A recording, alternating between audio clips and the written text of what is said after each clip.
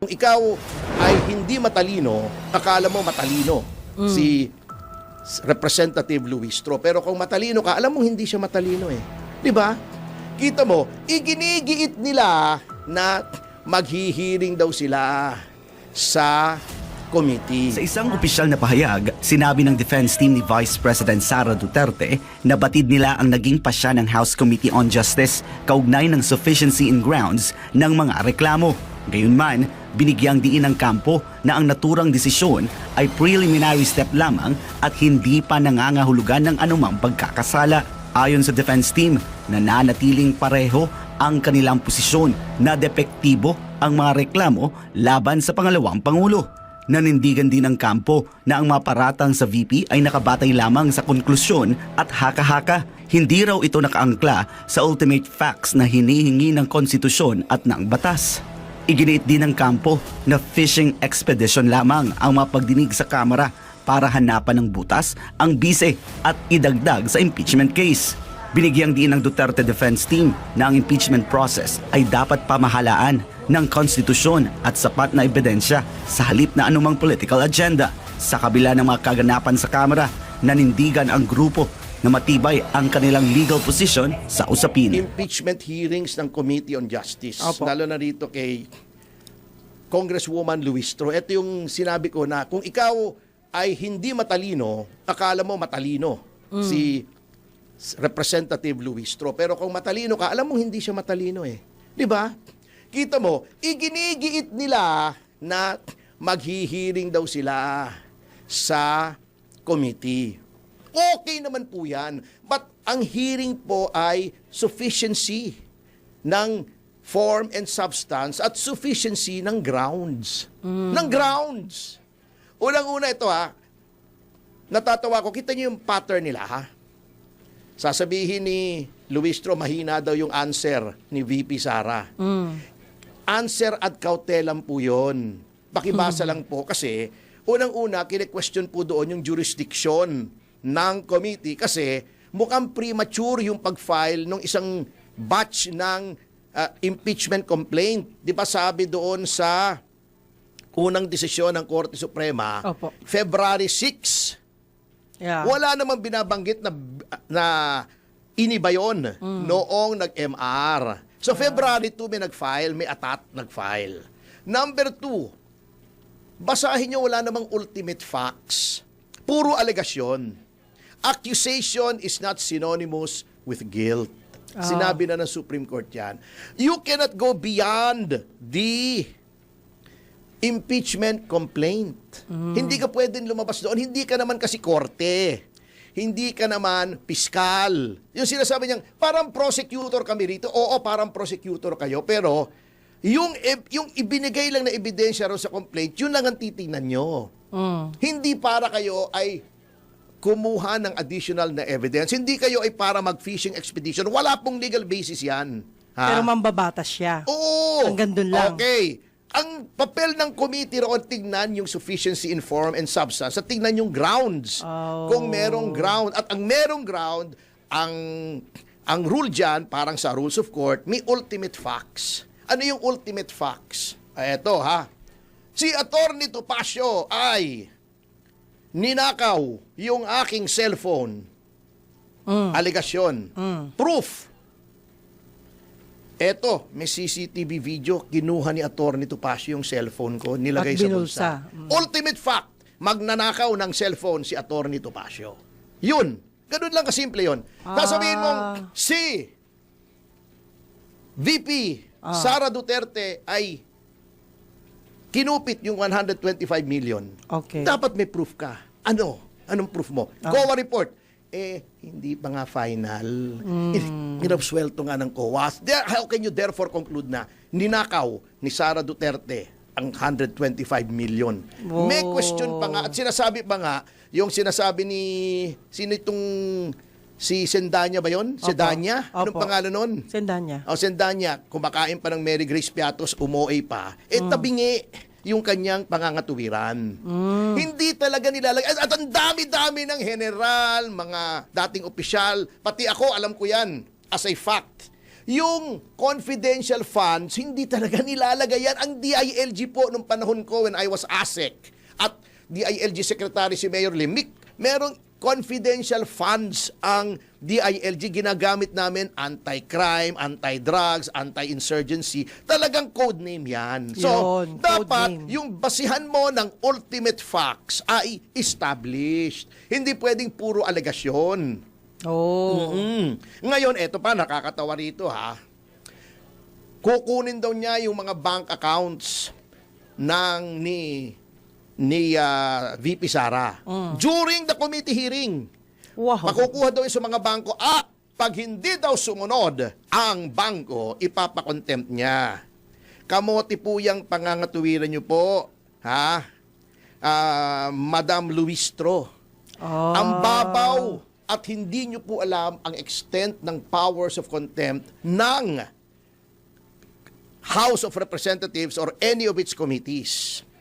Hindi po kayo korte, just to prove to you na walang alam sa hangganan ng contempt powers si Luistro. Noong Quadcom, di ba, binastos-bastos nila yung kliyente ko. Yes. Binastos-bastos nila ako. Kaya nag-file ako ng ethics complaint. Binabatikos ko sila sa social media. Opo. Sabi ba naman itong si Luistro, binabatikos tayo ni Atty. Topacio. Ipapakontempt ko siya. Sabi ko, pag ginawa mo yan, mapapahiya ka. Bakit? Kayo po ay hindi korte. Ang korte, mayroong indirect contempt, may direct contempt. Ha? Kapag ginawa mo ang isang bagay na nakakabasto sa korte in the presence of or so near the court, yun ang nakalagay na language, Yes. na ang korte ay nabastos, direct contempt yun. Halimbawa, minura mo yung judge o nagwala ka rin sa courtroom. Ngayon, pag sa labas ng courtroom may ginawa ka, halimbawa, binrake mo yung sub judice rule. Nagsalita ka sa media, binastos-bastos mo yung judge. Outside of the courtroom, indirect contempt yun, maaaring indirect contempt. Dahil nasa labas ka. Oo. Yun. Sa committee po ng legislature, wala pong indirect contempt. Pag may sinabi ako sa labas ng halls of the House, laban sa inyo, hindi nyo po ako pwedeng ipa-contempt. Mali po yun, hindi po kayo husgado. At na-realize na yan ni Richard Gordon noong ako ang abogado ni Lincoln Ong at ni Mohit Dargani doon sa Farmally. Sinabi ko na kangaroo court yung Blue Ribbon Committee ni Gordon. Sabi ni Gordon, ipapakontempt kita. Sabi ko, go ahead, tingnan natin kung sinong mapapahiya. Hindi niya ginawa. Siguro pinag-aralan niya, mali nga pala siya. Hindi ka pwede magpa-contempt kung committee ka ng House or the Senate for things done outside of the House or the Senate. Yan sinasabi mo, pag hindi sumunod yung mga bangko, iko-contempt mo kung ayaw i-produce yung bank records ni VP Sara. Hindi rin po pwede yan. Bakit? Sapagkat Ginang Luistro, ang contempt powers lang po ng legislature ay effective when you are hearing something in aid of legislation. Yan po ang nakalagay sa konstitusyon at sa mismong House rules ninyo.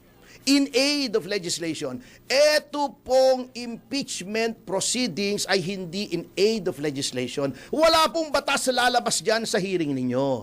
In fact, yan po ay wala doon sa article ng Constitution outlining the powers of the legislature. Nasa ibang section po yan o article ng Constitution, yung transparency and accountability provisions. Hindi po yan in exercise of your legislative powers. Yan ay exercise ng accountability provisions ng konstitusyon. So, hindi po papasok yung contempt po dyan. Because, again, that is not in aid of legislation. Basahin po ninyo, Madam Luistro, ang saligang batas. Siguro naman may space dun sa inyong Baka manggas. na-overlook lang, attorney. Hindi. Ang laki-laki ng manggas niya, maglagay siya ng isang kopya ng konstitusyon doon sa manggas niya. Di ba? Patayo lagi yung ano niya. Kasyang-kasya yung konstitusyon doon eh. Maglagay po kayo para mahuhugot nyo pagka medyo hindi kayo sigurado. So yun po ang problema dyan. Oo. Hindi po katulad ng korte ang contempt powers ng House or of the Senate. So, yan po ang sinasabi ko. Hindi nyo pwedeng pa-contempt yan. Lalabanan kayo ng bangko because of the bank secrecy law. Ngayon, in a real trial, the Senate, acting as an impeachment court, maaring magkaroon ng powers to issue subpoena duces tecum. Ibig sabihin, mag-produce ka ng document. Yun po, walang duda roon. Pero kayo, as a committee, determining the sufficiency of grounds for impeachment, wala po, hindi po kayo korte. Baka mapahiya po kayo, atras-atras na po tayo. Sabi nga ni Ping Lacson basa-basa naman. Okay. Oh. Baka magsesenador siya. Kasi yun ang gusto niyang gawin Hindi pwede kung magsisenador siya, pakikita niya na wala siyang alam sa batas mabubuking siya, katulad niya, no? Di ba? Katulad nito, ito yung sinasabi nilang COA, just to show to you, yung double standard ng administrasyon na to. COA sila ng COA kay VP Sara. Ito, meron palang COA report. Na lumabas. Laban sa Department of Agriculture. Yung kay VP Sara, 125 million, nagkakagulo sila. Ito. Notice of suspension and disallowance ng Department of Agriculture. Hulaan mo kung magkano? Magkano? Hulaan mo. Magmadam auring ka muna. Aha. Tingnan mo muna yung bolang kristal. Yung bang bola ni Victor Meron bang kristal? more than 200 million? Yung bang bola ni Victor kristal? Hindi ko po alam. Tanong natin. Ikaw talaga, sir, Intriga yan. Hindi! More! 300 million. More than that? 400. More! Grabe yan. 500. Mauubos ang oras natin. 600. Laki-lakihan mo na yung laktaw. 800 million. More than that? Oy, grabe. Billion na yan. 1 billion. Magkano? 1 billion. More! Ay, sabi mo ball di ba? Sa ball na tayo. More! 1.5 billion. More! 2 billion, 3 billion, 5 billion. More! Ay, grabe. 6 billion. More! 8 billion. Yes! Oh my Palakpakan mga goodness. kasama! Pagkatapos Ang hirap manghula. 8 billion mga kasama! Ang laki mga nun kabayan, mga magulang at mga kapatid! So, anong... Ang notice ng disallowance ng Department of Agriculture, anong sinasabi ni Risa Ontiveros? Anong sinasabi ni Laila De Lima? Anong sinasabi ni Sara Elago? Anong sinasabi Ano po? ng mga EPAL na anti-corruption daw sila? Sige nga po. Wala. Grabe, Ano kayo ngayon? So, ibig sabihin, attorney, make it short, please. Ibig Double sabihin, standard, kaipokrituhan.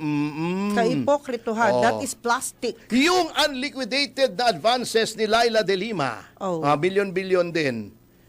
Noong siya ay nasa Senado ba meron yan na nakita ko Anong sinasabi nila? Wala rin. Ano ba yan? At meron pa po, marami pa po kaming nakukuha sa pamamagitan ni dating Secretary Mike Defensor na mga COA reports na bilyon-bilyon pero wala po silang sabi nga nung mga matatanda, di ba? Nihaniho. No comment. No comment, nihaniho. Ayun. Alam mo yung mga expression na yan, nawawala na. So meaning, wala silang alam dun. Alam mo ba, may kausap ako nung isang araw na nagko-konsulta sa akin. Ano po? Sabi ko, sabihin mo muna sa akin ang punot dulo nitong storya. Okay. Hindi niya naintindihan. Ano po yun? Hindi niya alam kung ano yung expression. Alam niyo ba yun? Punot dulo. Start. Ano bang punot dulo? Ayun. Oo. Saan nag-umpisa? At saan natapos? Yun. Ano ba yung punot dulo? Isang best pumunta ako Malalim sa na Tagalog kasi. hardware diyan sa mall. Opo. Meron ba kayong kahadyero? Hindi nila alam kung ano yun. Ay? Alam mo yung kahadyero? Alam nyo. Sila hindi yung kwero. Meron pa yung sapatos. Anong klase sapatos? Kwero. Hindi nila alam yung cuero. Cuero is Spanish for leather. Oh. Ayan. Cuero. Leather Cuero. shoes ang hinahanap ko. Ano sir yun? Cuero? Hindi nagamit yan. Hindi nagamit. Leather pwede. Yun ang problema minsan. Anyway, syempre, kanya-kanyang henerasyon yan Opo. Oo. Si Hindi senyor. alam na henerasyon ito. Sinasabi. Ay, yung pabalat bunga.